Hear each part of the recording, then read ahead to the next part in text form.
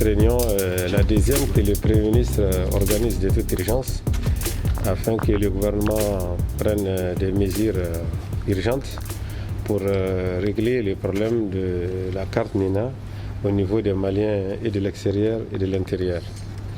Donc, retenez tout simplement que la commission qui a réuni les ministres de l'administration territoriale, celui de la sécurité et les ministres maliens de l'extérieur sous l'autorité du Premier ministre, a abouti à la prise de décisions très importantes pour avancer dans la voie de la résolution des problèmes posés à nos compatriotes de l'intérieur et de l'extérieur en ce qui concerne la carte NINA.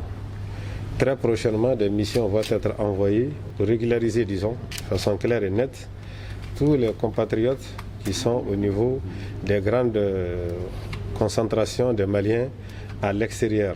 Dans un premier temps, on va rapidement nous attaquer à cela dans les missions de la France, donc dans les missions de l'Italie, dans les missions de l'Espagne, mais aussi en Côte d'Ivoire. Donc quand je parle de Côte d'Ivoire par exemple, il ne s'agit pas seulement d'Abidjan. Par exemple, nous enverrons au moins 2 équipes, une à Abidjan et une autre à Bouaké. Ça va être la même chose à Paris et peut-être à Marseille, à Lyon. Donc je ne rentrerai pas dans ces détails. Le plus important, c'est que les dispositions sont en train d'être prises pour que dans les semaines qui viennent, ces missions arrivent réellement dans ces missions diplomatiques et consulaires. L'objectif étant de soulager les Maliens de l'extérieur dans l'obtention des fiches descriptives NINA, qui sont les supports indispensables pour toutes les pièces d'identité. Dans la pratique, il y a un affinement qui doit être fait avec les responsables de ces missions diplomatiques et consulaires. La réalité dans ces pays, c'est que c'est comme si on dit on vient recenser les Maliens à Paris. Tous les Maliens qui sont en France ne sont pas à Paris.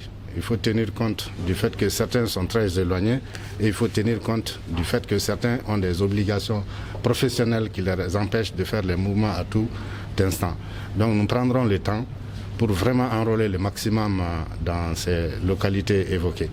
Et à l'intérieur également, la même opération sera conduite pour que d'ici quelques temps, en tout cas, le souci de nos compatriotes par rapport à cette carte NINA soit définitivement derrière nous. Ça va concerner évidemment tous les Maliens de l'intérieur du pays. Et cela est essentiel parce qu'il y a beaucoup de Maliens qui ne sont pas enrôlés, qui ne sont pas dans la base des données RAVEC et qui n'ont pas aussi, même s'ils y sont souvent, ils n'ont pas les données biométriques capturées. Et vous savez, c'est aussi une opération d'état civil, en quelque sorte. Et l'état civil est un droit reconnu par l'État du Mali. L'État du Mali, à travers en particulier le Premier ministre, s'est dit engagé à faire les efforts nécessaires pour atteindre cet objectif.